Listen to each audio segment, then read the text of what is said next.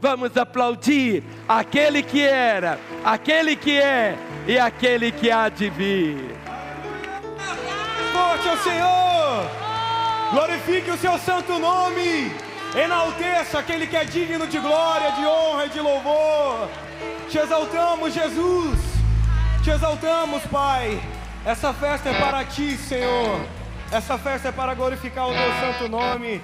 Glória a Deus! Olha para o teu irmão aí e fala para ele: meu irmão, você está preparado? Dê o seu melhor ao Senhor.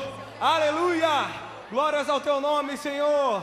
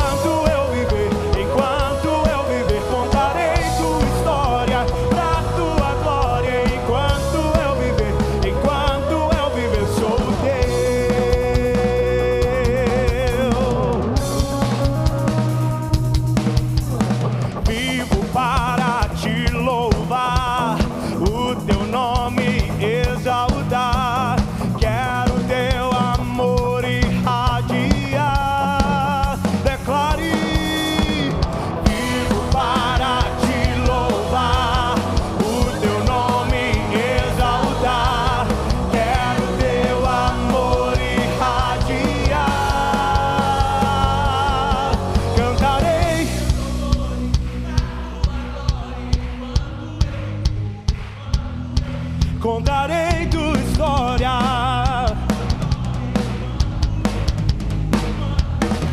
cantarei teus louvores pra tua glória. Enquanto eu viver, contarei tua história pra tua glória. Enquanto eu viver, sou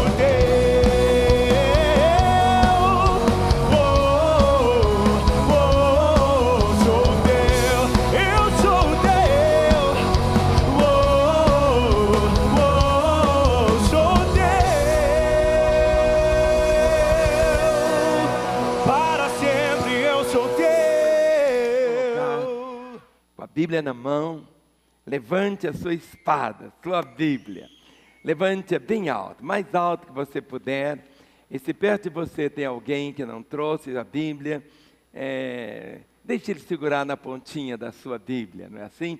Vamos falar juntos todos?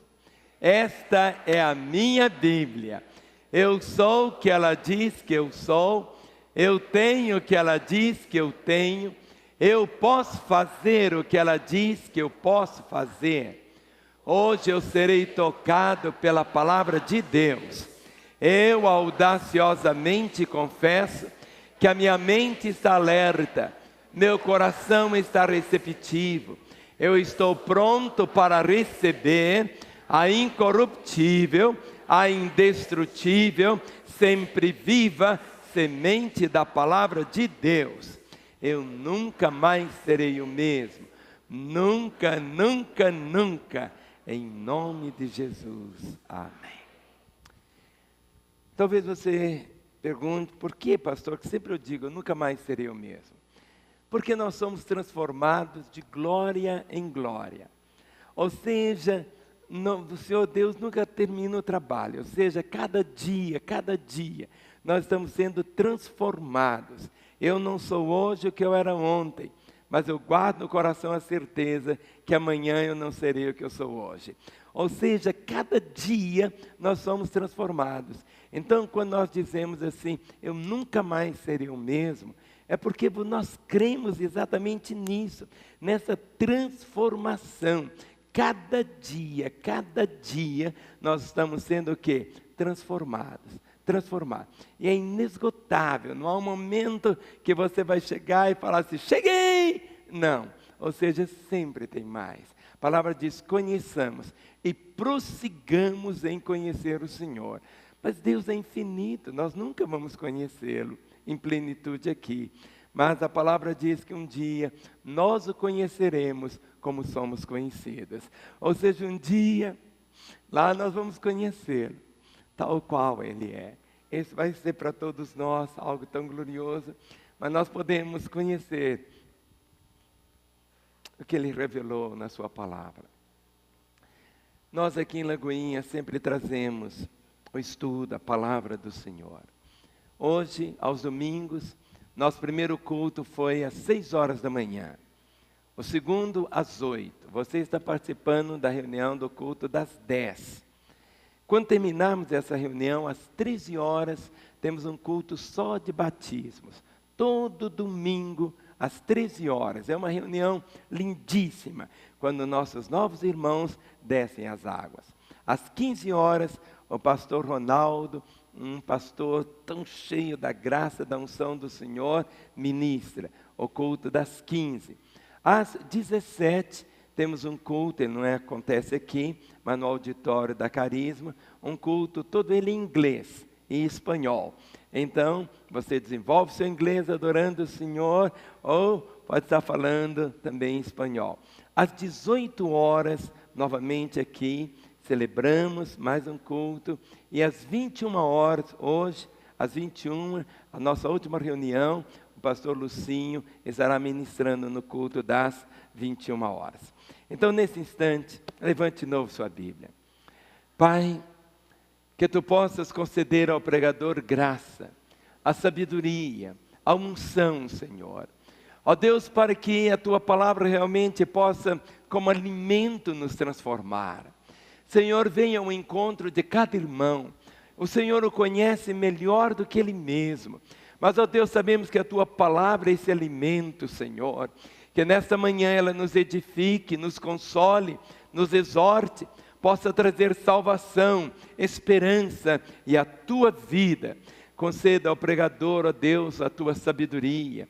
Conceda-lhe a Tua unção, Senhor, para que realmente possamos ser alimentados pela Tua palavra, em nome de Jesus. Amém. Amém? Olhe para o seu irmão e diga, meu irmão, Deus quer falar comigo agora. Não me atrapalhe, não me cutuque, eu quero ouvir Deus. Vamos assentar. Eu espero que você só levante do seu lugar agora, na hora que for para levantar, que não saia até que você esteja realmente alimentado da palavra do Senhor, em toda a plenitude, recebendo o Senhor. Queria pedir ao pastor Rodrigo para acomodar os que estão em pé lá atrás, para que todos possam ouvir. Olhe para mim. Deus não traz para nós sugestões. Deus não volta e diz assim: eu sugiro, eu tenho uma boa ideia para você. Deus não traz sugestões, porque sugestões é uma questão assim, optativa. Eu posso aceitar, ou eu posso não aceitar. A palavra de Deus não é cheia de sugestões, são mandamentos, são ordens. Não é uma questão assim optativa. Eu vou, será que é? Se não é. Eu queria hoje dividir com os irmãos, não algumas sugestões, porque a Bíblia não tem sugestões. A Bíblia tem mandamentos. Algo que você sempre precisa entender, que tudo que está aqui na palavra do Senhor, veio do coração dele. E ele mesmo diz que os mandamentos do Senhor não são penosos. Alguns acham assim, os mandamentos do Senhor, eles servem. Não, querido, eles servem para o nosso próprio bem. Aquelas placas quando você está dirigindo, e de repente você vê uma placa escrita, diminua a velocidade, ou curva à direita, curva à esquerda, e todos aqueles sinais. Aqueles sinais estão ali não é para atrapalhar a sua viagem. Aqueles sinais estão ali para proteger a sua vida.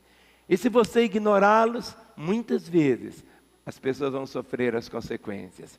Nós estamos numa jornada, cada dia, ou seja, caminhando com o Senhor, e hoje mesmo nós cantamos, conhecer-te eu quero mais.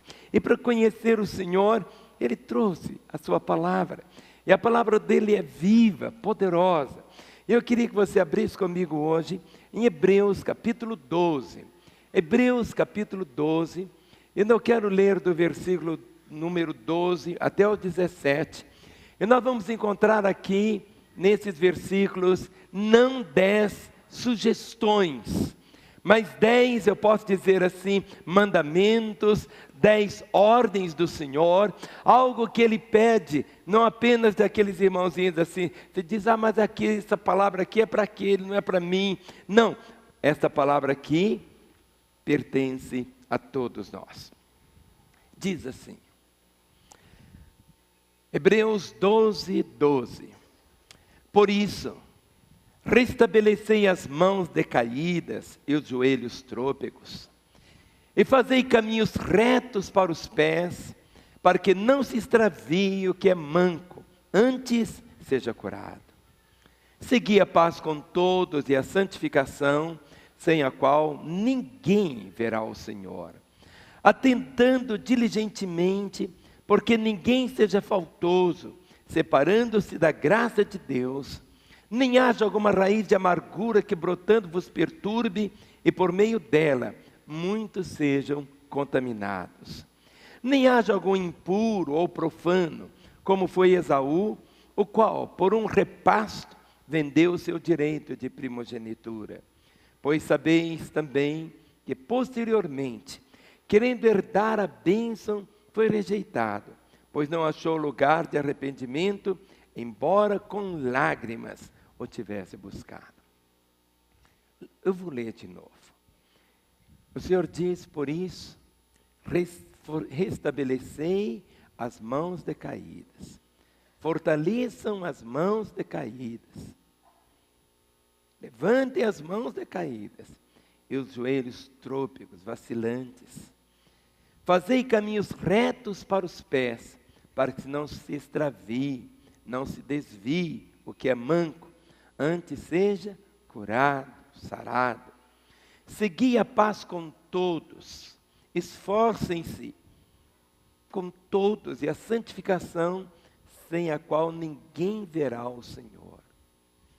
Cuidem diligentemente, porque ninguém seja faltoso, se exclua da graça de Deus, nem haja alguma raiz de amargura que brotando vos perturbe, e por meio dela muitos sejam contaminados. Nem haja algum imoral ou profano, como foi Esaú, o qual, por uma única refeição, vendeu o seu direito de primogenitura, ou a herança, como filho mais velho. Pois sabeis também que posteriormente, querendo herdar a bênção, foi rejeitado. E não teve como alterar sua decisão, embora com lágrimas o tivesse buscado. Meus irmãos, o primeiro mandamento que nós percebemos aqui, o Senhor diz assim: levantem as mãos cansadas. Vamos falar? Levantai as mãos cansadas. Restabeleço as mãos cansadas. Fortaleço as mãos cansadas.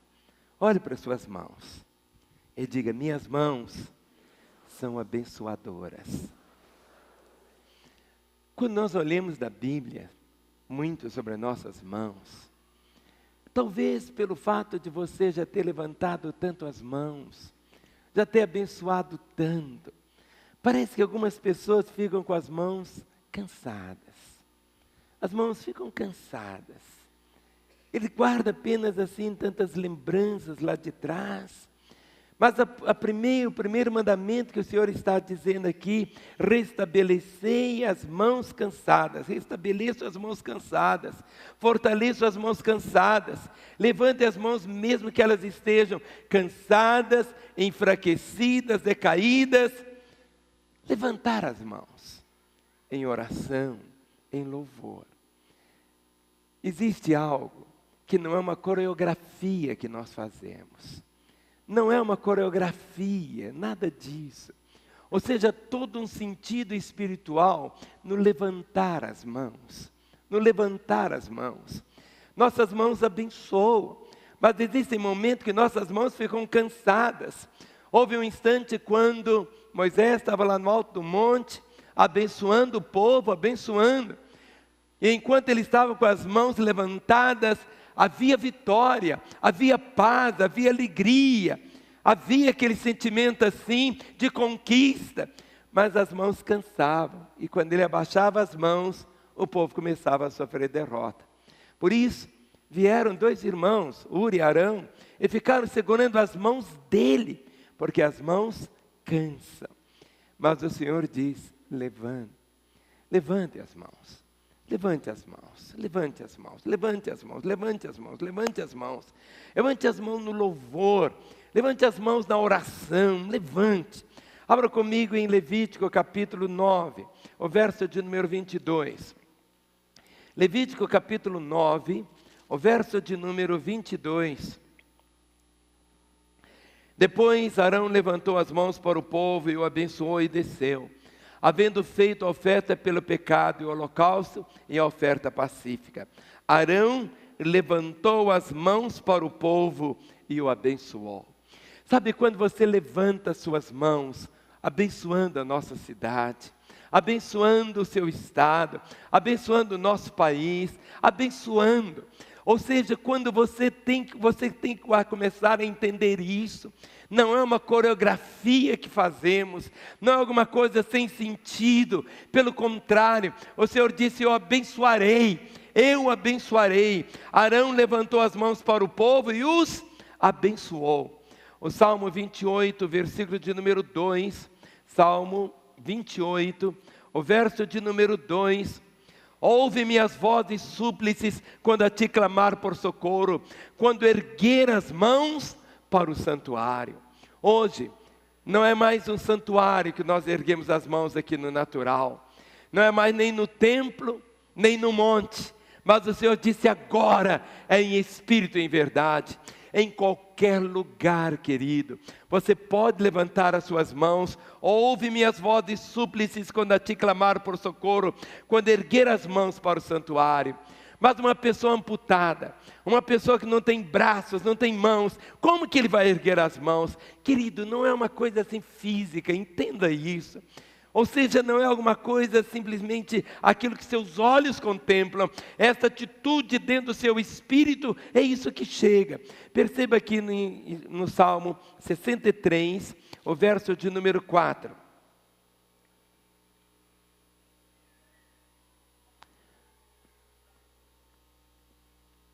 Assim, cumpre-me bem dizer-te enquanto eu viver. Em teu nome o quê? Levanto as mãos. Cumpre-me bem dizer-te enquanto eu viver. Em teu nome levanto as mãos. Olha o verso 5. Pode parecer estranho, mas fala da unção. Como de banho de gordura farta-se a minha alma, e com júbilo nos lábios a minha boca te louva. No meu leito, quando de ti me recordo, em ti medito durante a vigília da noite. Porque tu me tens sido auxílio, à sombra das tuas asas eu canto jubiloso. Verso 8, a minha alma apega-se a ti, a tua destra me ampara. Aí ele vai dividindo. Olhe para as suas mãos, olha o que diz o Salmo 134. Salmo 134, o verso de número 2. Salmo 134, verso 2 diz... O primeiro diz: bendizei ao Senhor, vós todos, servos do Senhor, que assistis na casa do Senhor nas horas da noite. Erguei as mãos para o santuário e bendizei ao Senhor. E bendizei ao Senhor. Estamos pertinho do 141. Olha o Salmo 141, verso 2. Salmo 141, verso 2. Suba a tua presença a minha oração como incenso, e seja o erguer de minhas mãos como oferenda vespertina. Em Lamentações, capítulo 2, Lamentações é um livro assim de muitas lágrimas. Jeremias rasga o coração e chora. Na oração, quantas vezes ao levantar das mãos, você também deixa o seu coração se derramar diante do Senhor em lágrimas. Lamentações, capítulo 2, o verso de número 19.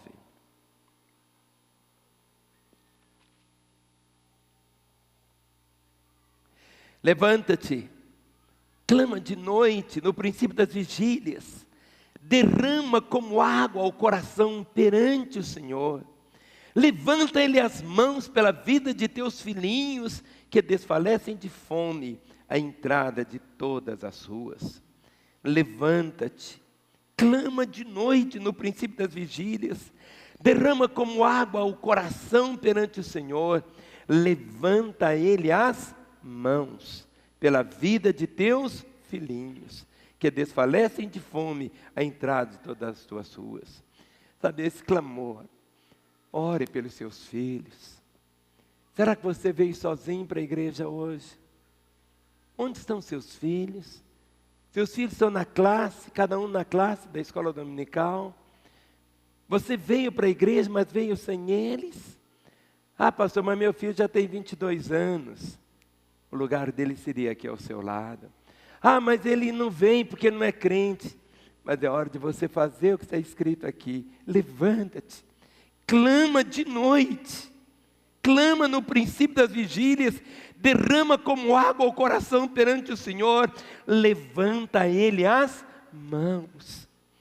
Talvez as suas mãos sejam assim como lemos, cansadas. Por isso o Senhor está dizendo: levante as mãos cansadas, restabeleça as mãos cansadas, fortaleça as mãos cansadas. Olhe novamente aqui, no capítulo 3 de Lamentações. Lamentações, capítulo 3, o verso de número 41. Levantemos o coração juntamente com as mãos para Deus nos céus, dizendo. Levantemos o coração juntamente com as mãos. Existem duas realidades. Todas as vezes que você vê também as mãos nas Escrituras, fala de algo que você vai fazer. São atos, algo que você realiza, algo, por isso que as mãos ficam cansadas, algo que você faz. O seu coração não cansa. Você nunca vai ouvir falar assim sobre coração cansado, mas você vai ouvir muito sobre mãos cansadas. Mas aqui o Senhor diz: levantemos o coração juntamente com as mãos. Ou seja, você levanta a sua oração, mas você tem que ir lá sacudir seu filho que está dormindo e dizer: não, vão levantar, está na hora de ir para a igreja. Você tem que ir lá e sacudir.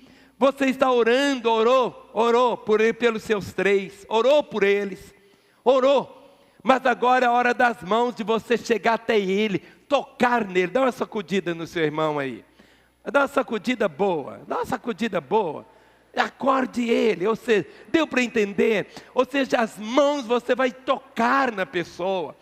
Esse mês de abril nós oramos por eles.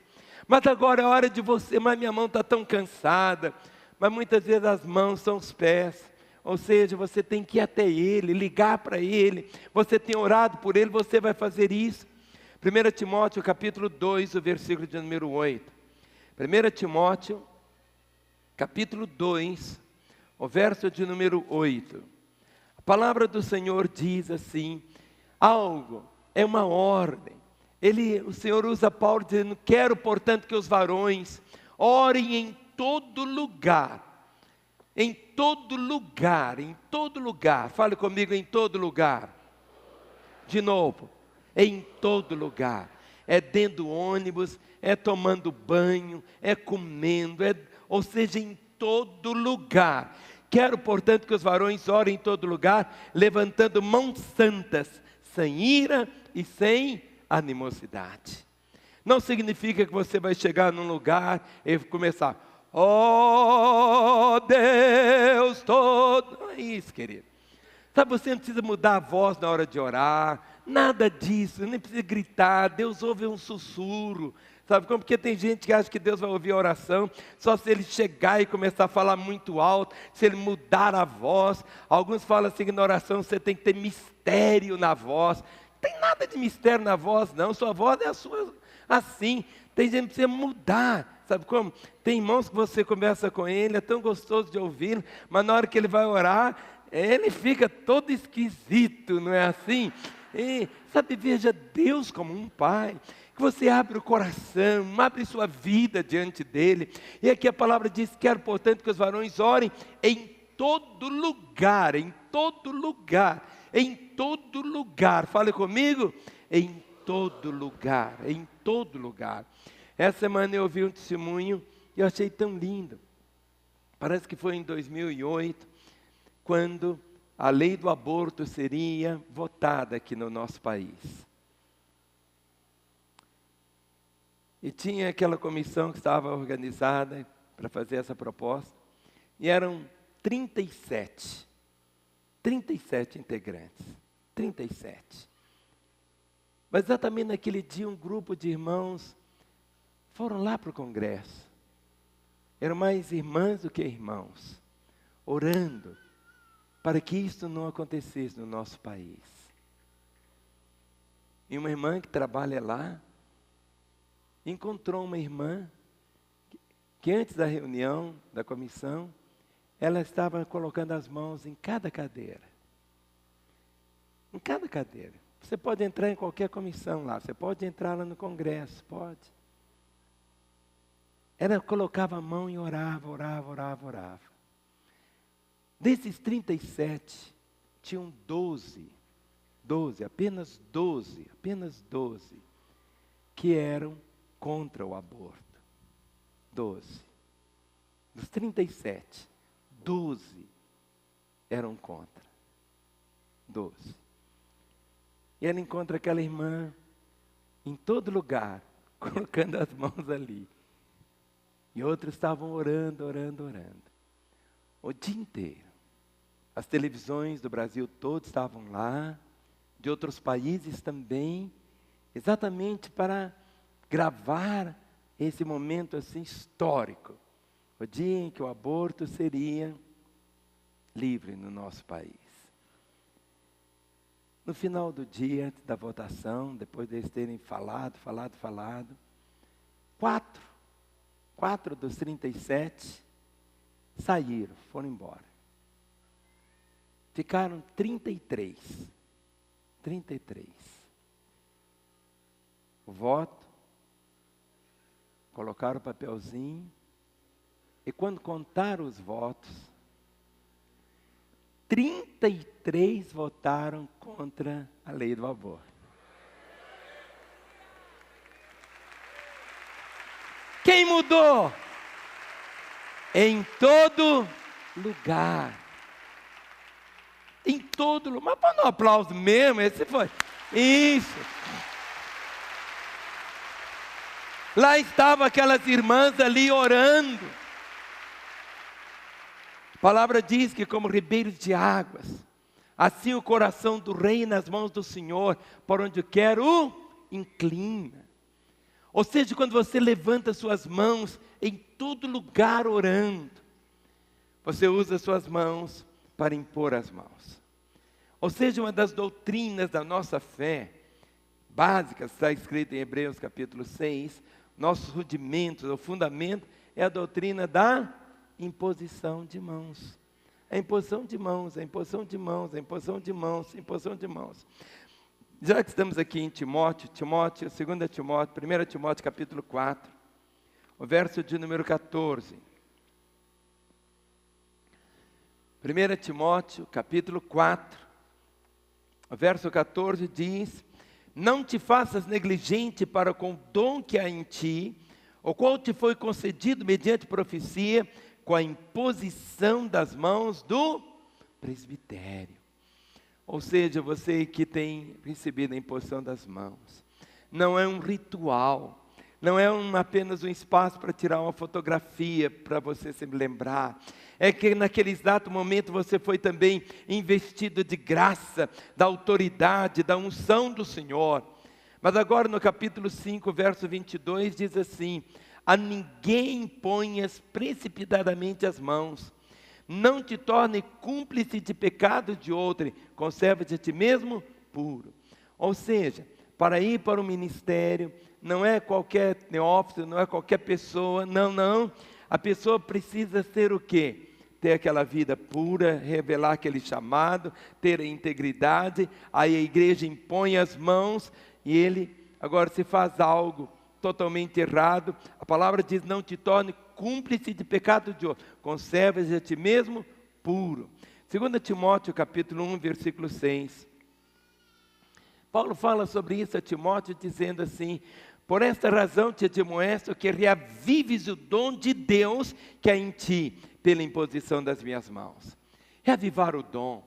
Ou seja, quantas vezes você já recebeu imposição de mãos, já recebeu graça na sua vida, mas parece que você se esqueceu e aquilo foi ficando para trás. Por isso algo que ele diz assim: reavives o dom de Deus que há em ti, pela imposição das minhas mãos. Ou seja, aquela marca que está ali, aquilo que permanece. Em outras palavras, levante as mãos cansadas, restabeleça as mãos cansadas, fortaleça as mãos cansadas. Jesus, ele podia curar só com palavras. Ele podia falar anda e a pessoa andava. Mas você percebe que muitas vezes, Jesus tocava. Vamos ler algumas vezes. Marcos capítulo 6, o verso 5. Marcos capítulo 6, o verso de número 5. Marcos capítulo 6, o verso de número 5. Não pôde fazer ali nenhum milagre, senão curar uns poucos enfermos, impondo-lhes as mãos. Admirou-se da incredulidade deles. Contudo, percorria as aldeias circunvizinhas a ensinar. Jesus não pôde fazer ali nenhum milagre. Não é que ele não tivesse poder para fazer, mas porque as pessoas estavam ali o quê? Não crendo. Não criam, senão curaram uns poucos enfermos, fazendo o quê? Impondo sobre eles as mãos. Marcos capítulo 7, verso 32. Marcos 7, 32. Então lhe trouxeram um surdo e gago, e lhe suplicaram que impusesse as mãos sobre ele. Então lhe trouxeram um surdo e gago, e lhe impuseram, e lhe suplicaram que impusesse as mãos sobre eles. Algo que eu quero, nós estamos desenvolvendo aqui na igreja, que você precisa entender, olhe para mim. Quando eu peço a você para orar pelo seu irmão, você impõe as mãos sobre ele impõe as mãos sobre você. Você precisa sempre entender, não existe esse negócio de um homem poderoso. Existe o homem poderoso, Jesus Cristo.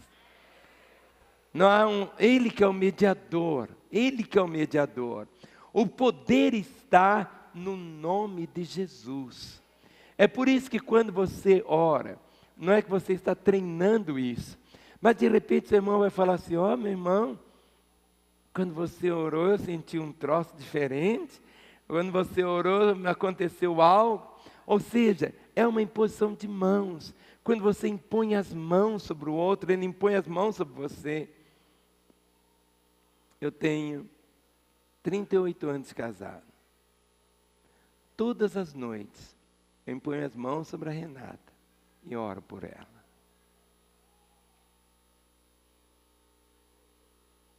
Ela num canto e eu no outro. Não. Na hora de dormir, eu imponho as mãos, eu oro, eu abençoo. E nessa oração eu abençoo meus filhos, abençoo meus genros, abençoo os meus netos. E eu já estou orando, viu, Gustavo? Estou orando pelas esposas dos meus netos. Oro por elas. Pode não ter nem nascido ainda, mas está na mente de Deus.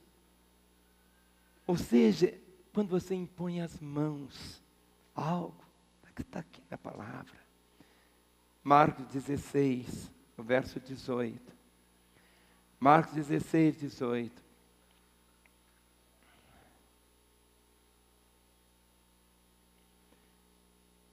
Vamos ler pelo 17.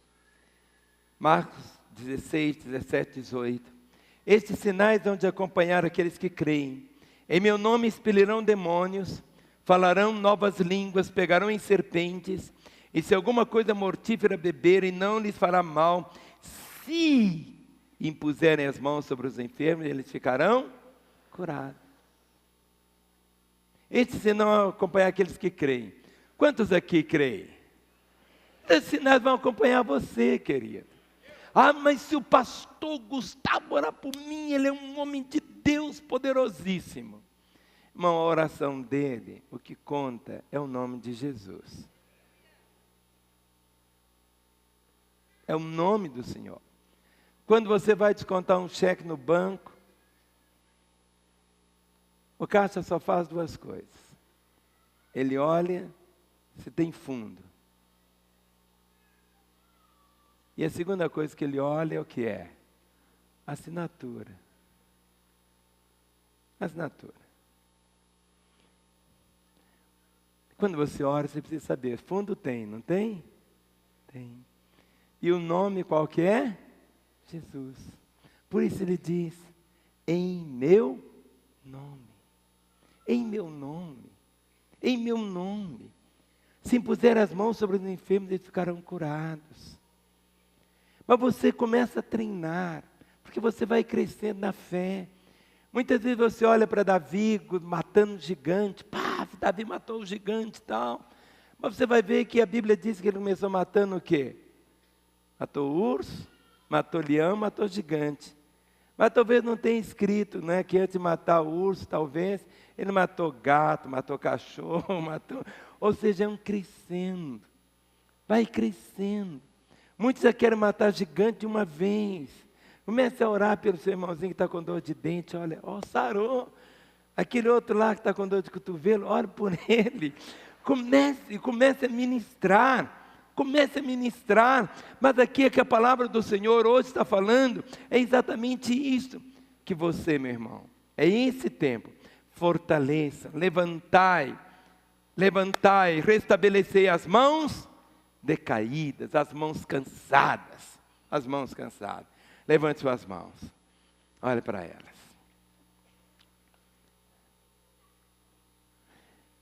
Essas mãos, queridos, se você soubesse a realidade espiritual que existe nesse levantar de mãos, filho. Talvez você ficou cansado por tantas coisas que te machucaram, que te feriram. Houve um momento quando Moisés escreveu os 10 mandamentos na pedra. Mas houve uma situação que, quando ele viu, quebrou aquelas pedras. E Deus novamente, agora Deus escreve. Deus refaz aquilo que foi quebrado. Deus refaz. Deus quer refazer na sua vida, meu irmão, essa compreensão que há. Talvez suas mãos já estejam tão cansadas, mas você vai experimentar algo novo. Mais bem-aventurada coisa é dar do que receber. Amém? Amém? A segunda ordem do Senhor, que não é uma sugestão, lá de Hebreus 12, diz assim: restabelecer as mãos descaídas e os joelhos trôpegos, desconjuntados, vacilantes. Os joelhos, irmãos, mesmo desconjuntados, vacilantes, devem ser fortalecidos em Deus. Dobre o seu joelho. Cada pessoa tem um costume de orar. Eu gosto de orar de joelhos.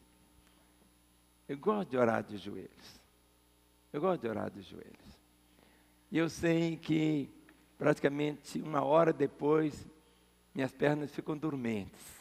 Aí eu percebo, muda um pouquinho. Jesus, ele não precisava orar de qualquer forma. Mas quando nós dobramos o joelho, nós nos curvamos diante do Senhor, contemplamos a soberania dEle, a glória dEle, a majestade dEle, sua grandeza.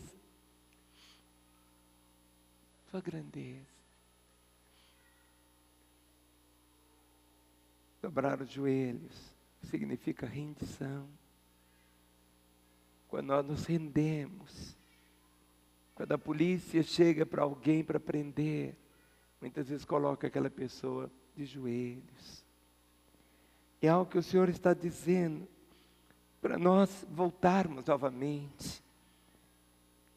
A primeira tábua da lei foi quebrada, mas o Senhor refez.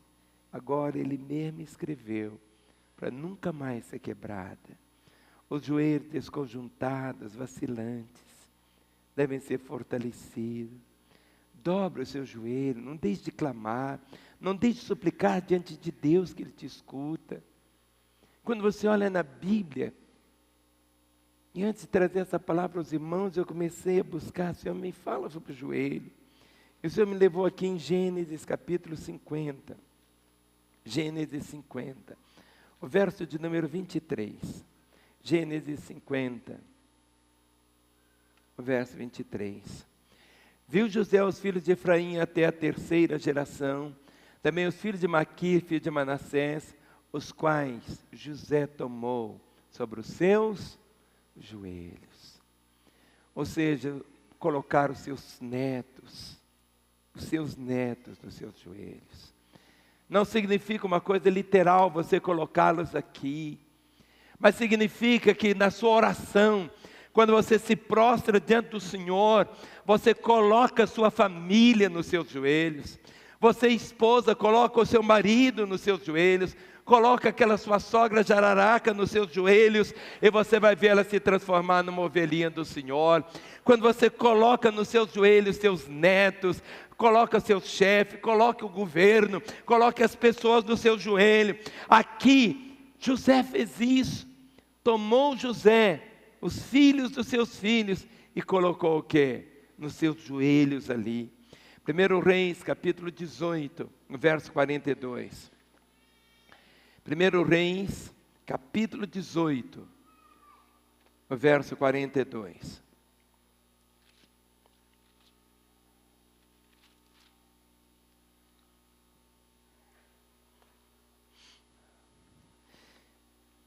Havia seca, tempo que não chovia, os profetas de Baal dominavam, e você conhece toda a história. Mas aqui diz: subiu Acabe a comer e a beber. Elias, porém, subiu ao cimo do Carmelo, e encurvado para a terra, meteu o rosto entre os joelhos. Quando tudo estava dizendo não, a seca assolava, a miséria, a morte.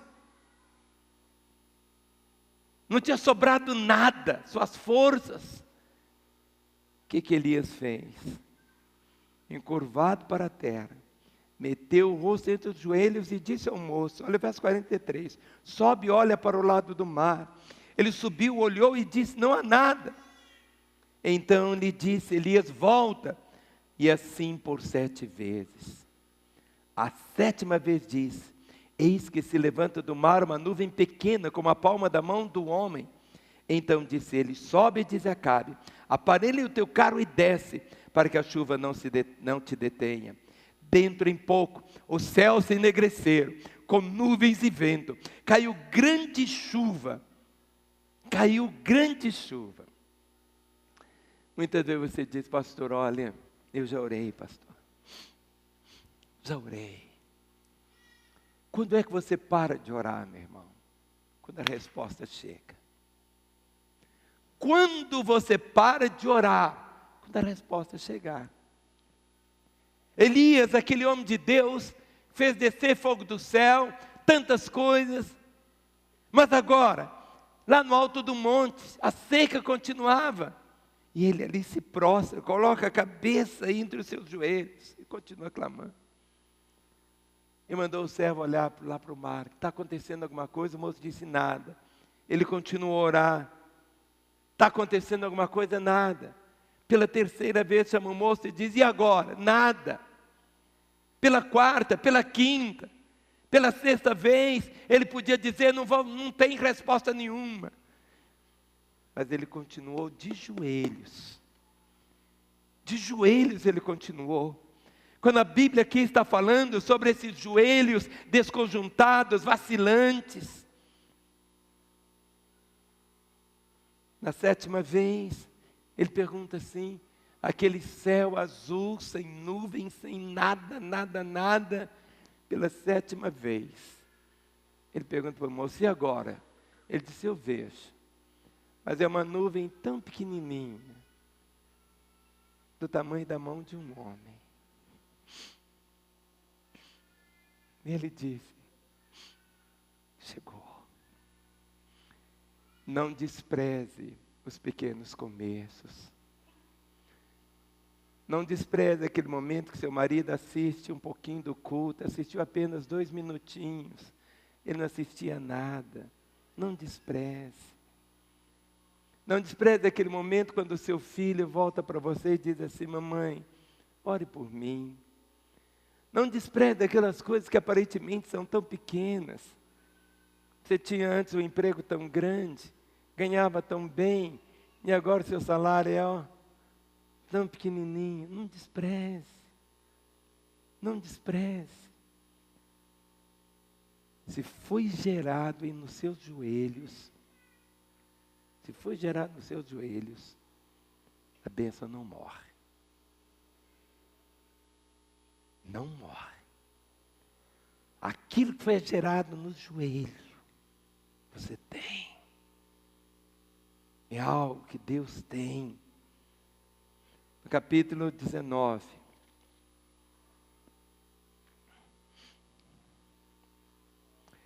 Quando Elias achava que ele era o único, que era só ele era o profeta. 1 Reis 19, 18 diz, também, o Senhor Deus falando, também concebeu em Israel 7.000, todos os joelhos que não se dobraram a Baal e toda a boca que não beijou. Você não é o único. Lá em Israel, aquilo que estava acontecendo. Elias podia ter falado assim, gente, eu sou bom mesmo. Eu pedi para descer fogo do céu e veio. Aí eu pedi e veio chuva, e chuva com abundância. Quantas vezes nós achamos que fazemos? É porque somos nós. E o Senhor disse, Elias, aqui existe ainda 7.000. 7.000 que não dobraram os joelhos diante de Baal. 7.000 que dobraram os seus joelhos diante de mim. Muitas vezes alguém vai orar para uma pessoa enferma. E aquela pessoa imediatamente ela é curada. Mas já vieram 38 que oraram por ela. Aquele foi apenas o quê? O que orou por último. Muitas vezes a gente fica achando assim, mas eu orei e não aconteceu nada. Aconteceu, filho. Você que não está vendo. Deus continua no trono. Aí chegou um e pôs a mão. Mas 37 já tinham orado. Teve aquele que chegou ali naquela hora e, muitas vezes você vai pregar para alguém e de repente só você falar assim, aceita Jesus, a pessoa aceita na hora. Mas atrás dele, a mãe estava orando, o avô estava orando, 25 irmãos visitaram ele. Ou seja, não sei quantas Bíblias ele já tinha ganhado. Só chegou o quê? Você que chegou naquela hora. Você foi essa bênção que chegou e teve oportunidade. Por isso que Paulo diz, um plantou, outro colheu, outro regou, mas quem faz a obra não é o Senhor? Então a questão do joelho, esse joelho vacilante, não é assim. Esdras capítulo 9, verso 5. Esdras capítulo 9, verso de número 5. Esdras abre o coração e diz assim: na hora do sacrifício da tarde, levantei-me da minha humilhação, com as vestes e o manto já rasgados, me pus de joelho, estendi as mãos para o Senhor, meu Deus, me pus de joelho. Houve um homem que passou por situações as mais terríveis, questionamentos e muitos questionamentos, foi Jó. Jó capítulo 4, o verso 4. Jó 4, verso 4.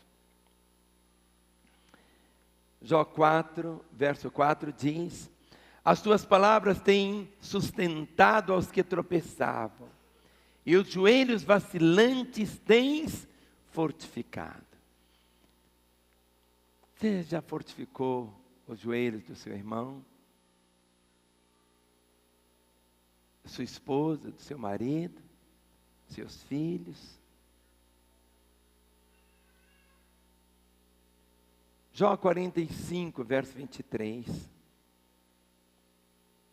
Jó 45. Não, Jó não tem 45, não.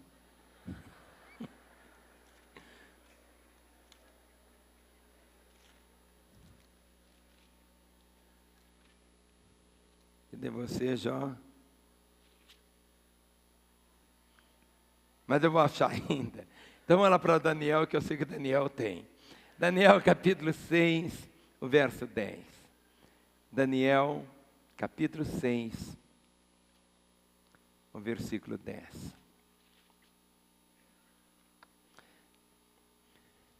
Quando as coisas estão já como que um decreto para você. E aqui Daniel estava vivendo um momento assim, tão terrível. E diz aqui a palavra, Daniel 6:10.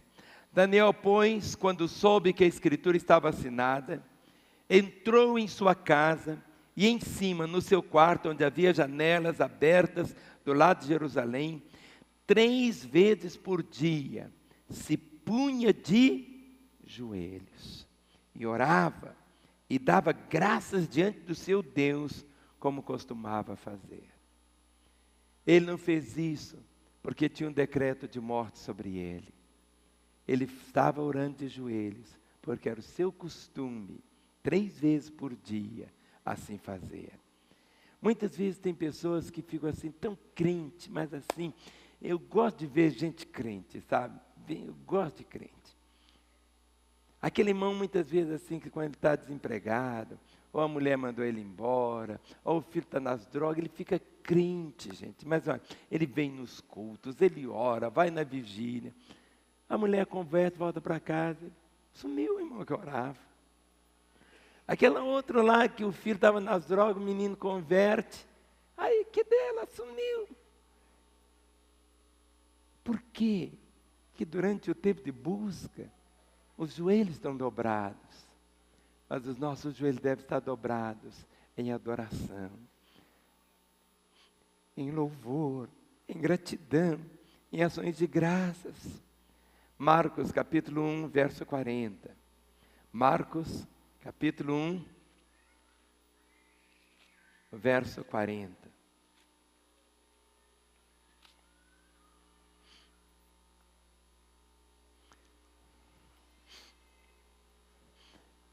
Quantas vezes nós nos aproximamos do Senhor de uma forma assim, de qualquer maneira, para suplicar algo. Esse homem aqui, um leproso, diz, aproximou-se dele um leproso, rogando-lhe de joelhos, se quiseres, podes purificar-me. Sabe quando esse homem se prostra de joelhos diante de Jesus, olha para Jesus e diz, Senhor, se quiseres, podes purificar-me.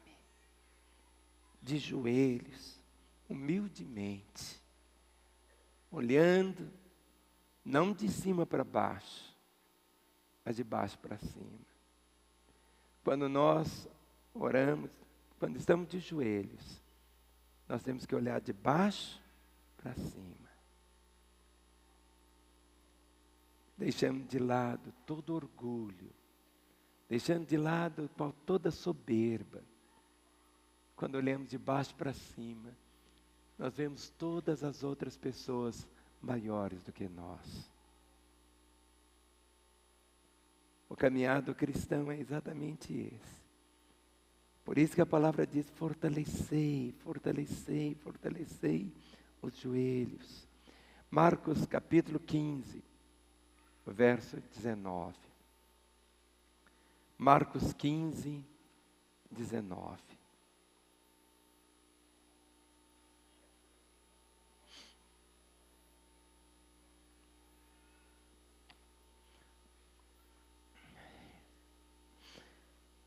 Alguns podem fazer algo de joelho só para zombar do Senhor.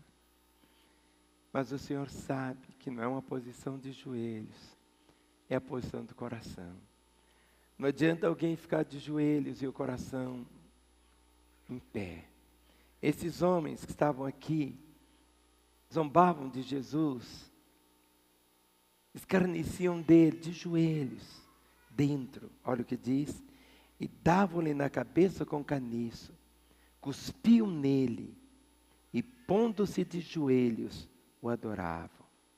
Depois de o ter escarnecido, despiram-lhe a púrpura e o vestiram com suas próprias vestes. Então conduziram Jesus para fora com o fim de o crucificarem.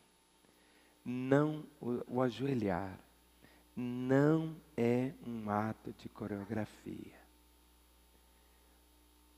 Se o coração não estiver ajoelhado, se o coração não estiver humilde, esses homens aqui estavam ajoelhados diante de Jesus, ajoelharam diante dele, mas estavam ali de que forma? Cuspindo nele, escarnecendo dele. Não é, querido, só o dobrar de joelhos, é o dobrar do coração. É isso que conta, é isso que é. O resto é apenas o resto. Em Lucas 22, o verso 41. Lucas 22, o verso de número 41. Lucas 22.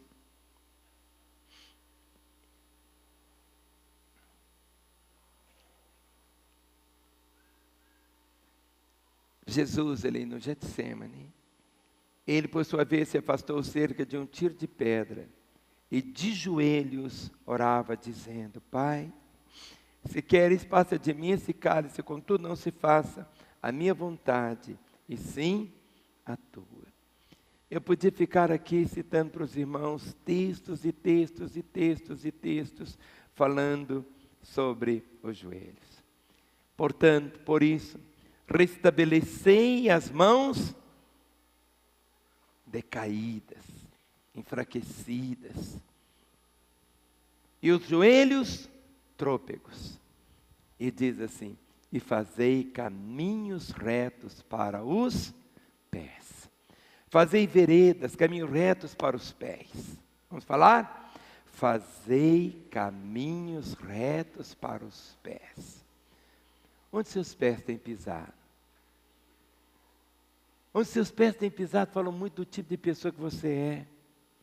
Deus quer usar os seus pés em lugares onde Ele quer operar. Deixe Deus guiar os seus pés para o encontro de pessoas necessitadas. Mas Ele está falando aqui, fazei caminhos retos. Você nem sempre vai encontrar os caminhos retos. Você tem que fazer os caminhos retos. Você vai trabalhar numa empresa que lá é tudo torto. Você vai fazer os caminhos retos ficarem. Compreende? Você conhece alguém que o caminho dele é todo torto. Você fazei caminhos retos para os pés. Você já não encontra as coisas prontas. Você vai fazer os caminhos retos. Você vai fazer os caminhos retos. É algo diferente. Algo que você tem que fazer. Vamos lá para o livro de Jó, que ficou o versículo para trás. Atos 17, verso 9. É Jó. Jó 17, o verso de número 9. Jó 17, verso 9, diz assim: o justo segue o seu caminho, o justo segue o seu caminho, e o puro de mãos cresce mais e mais em força. O puro, o justo segue o seu caminho, e o puro cresce mais e mais em força. Efésios 4, versículo 4. Efésios 4, verso 4.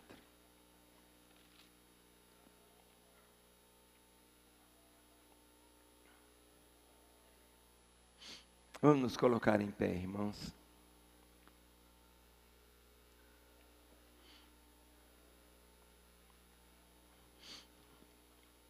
O verso 1 diz assim, Efésios 4, 1. Rogo-vos, pois eu, prisioneiro no Senhor, que andeis de modo digno da vocação a que fostes chamados, com toda a humildade e mansidão, com longanimidade, suportando-vos uns aos outros em amor, esforçando-vos diligentemente por preservar a unidade do Espírito no vínculo da paz. Há somente um corpo e um Espírito, como também fostes chamados de uma só esperança da vossa vocação.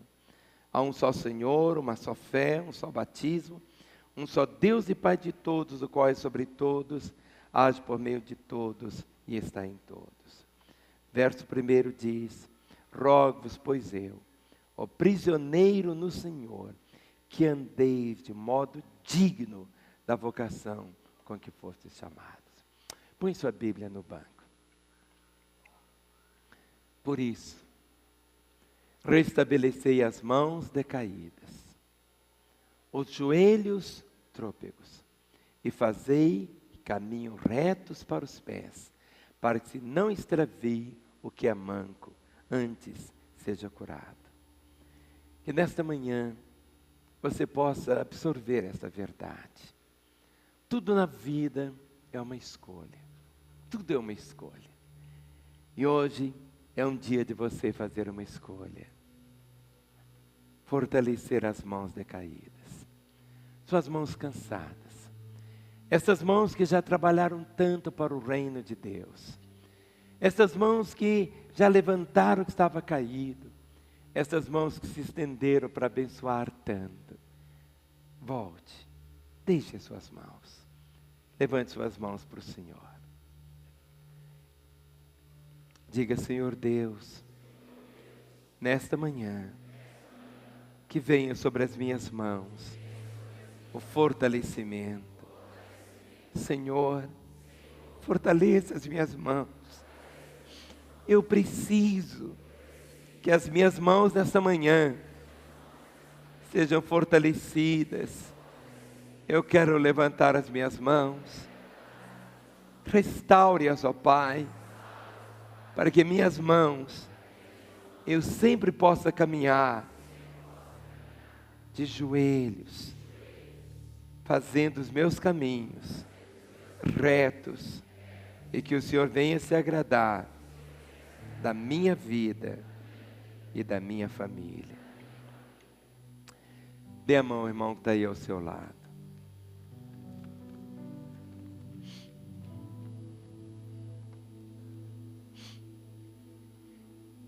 Por isso, nós anelamos ver Belo Horizonte até 31 de dezembro de 2020, 10% dessa cidade salva, somente através dos membros aqui de Lagoinha. E os nossos olhos verão. Talvez as suas mãos tenham ficado, como vimos, cansadas. Seus joelhos há muito tempo não se dobram. Por isso que seus caminhos não têm sido retos. Seja um homem, uma mulher de oração. Que o seu coração seja esse coração ajoelhado diante do Senhor. Que suas mãos sempre estejam prontas só para abençoar. Daqui uns minutinhos nós vamos orar e vamos sair. Não vamos terminar esse texto que é glorioso para nós. Mas é melhor parar agora, para que os irmãos absorvam essa verdade. Levante a mão do seu irmão. Oh, toma-me, rendido estou, aos pés da cruz me encontrei, o que tenho te entrego, ó Deus.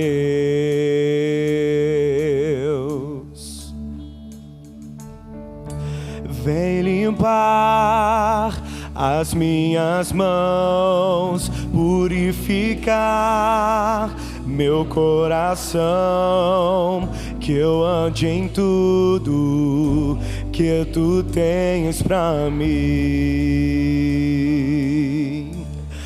Oh,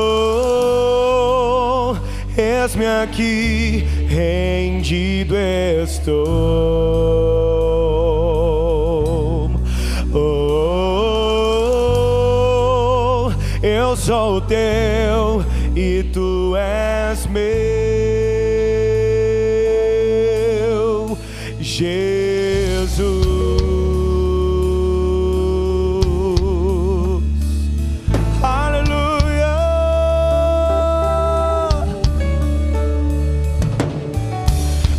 Momentos e os dias meus, meu respirar e meu viver, que sejam todos pra ti, ó Deus.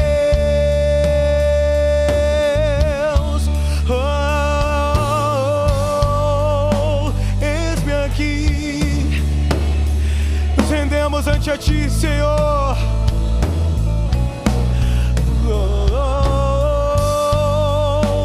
Eu sou teu e tu és meu.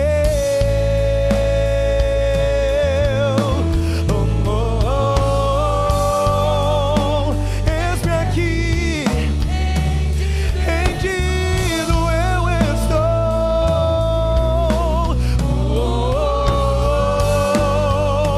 Eu sou teu.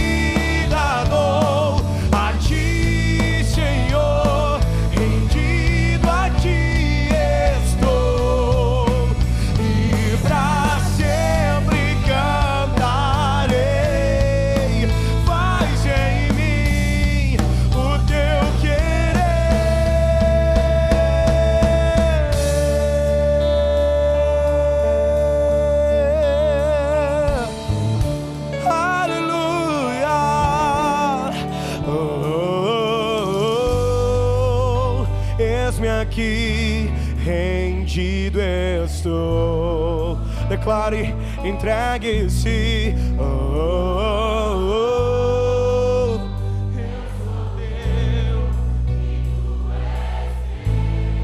Oh, oh, oh, oh, oh. Eis-me aqui, rendido eu estou.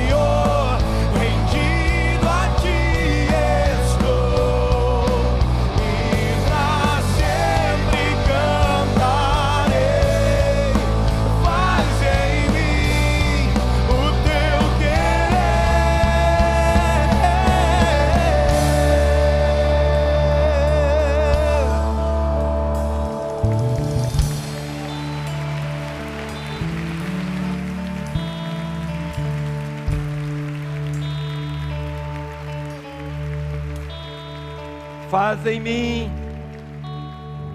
em mim o teu querer, Senhor. E qual é o querer do Senhor para mim hoje?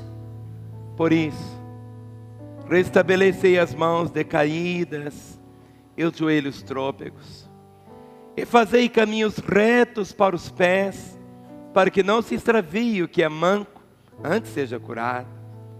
Segui a paz com todos e a santificação, sem a qual ninguém verá o Senhor, atentando diligentemente, porque ninguém seja faltoso, separando-se da graça de Deus, nem haja alguma raiz de amargura que brotando vos perturbe, e por meio dela muitos sejam contaminados. Nem haja algum impuro ou profano, como foi Esaú, o qual por um repasto vendeu seu direito de primogenitura. Pois sabeis também que posteriormente, querendo herdar a bênção, foi rejeitado, pois não achou lugar de arrependimento, embora com lágrimas o tivesse buscado. Gostaria tanto que durante essa semana você pudesse comer esse texto.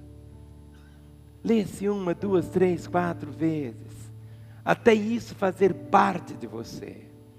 Eu não consigo explicar quando eu como arroz, feijão, abobrinha, carne moída, angu. Isso acaba virando cabelo, vira unha, vira células. Eu não entendo todo esse processo químico que existe, não entendo, mas existe. Assim também é o poder da palavra. Eu sei que Deus quer fazer algo tão grande na sua vida como na minha, em cima desse texto. É um texto para todos nós, mas é um texto que nesses dias brilha esse chamado do Senhor para a sua igreja. Olhe para as suas mãos e coloque essas duas mãos sobre seu coração. Olhe para mim um instante. Talvez você seja alguém que muitas vezes ouviu do Evangelho, alguém que muitas vezes ouviu a pregação do Evangelho, as boas novas, e você sempre tem dito: um dia ainda eu vou entregar minha vida a Jesus, um dia ainda. E sabe, você é alguém que já experimentou a graça de Deus? Quem sabe você já foi até um pregador, mas se desviou, como um pródigo foi para uma terra distante, mas sempre dizendo: um dia eu vou levantar. Eu estou aqui de joelhos. É tão diferente quando a gente dobra os joelhos diante de Deus e quando dobramos os joelhos diante de Satanás e seus demônios. O moço vivia ali ajoelhado, comendo comida de porcos, porque para comer comida de porco tem que ajoelhar, comer. E ele disse: eu não quero mais isso. Eu vou voltar para a casa do Pai. E vou me prostrar diante dele, dizendo: eu não sou digno. Eu não sou digno. Eu não sou digno de ser chamado nem teu filho. Mas você que foi pregador conhece a história. O Pai o perdoou. Nesta manhã, é uma manhã também de uma decisão da sua parte. Você já ouviu tanto. Hoje o que você tem que fazer é apenas tomar uma decisão. Feche os seus olhos e com as mãos sobre o seu coração, ore comigo. Você que está em casa também, ore comigo, onde você estiver nos assistindo.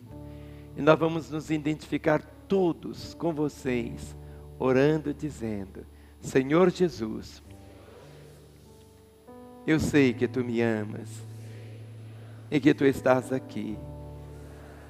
Eu reconheço que sou um pecador. Eu não consigo, por mim mesmo, obter a salvação. Então eu te peço, entra na minha vida. Eu abro o meu coração e eu te recebo como meu Senhor e meu Salvador. Eu, Jesus, que andei contigo, mas me afastei, agora eu volto, buscando a reconciliação, na certeza do teu perdão.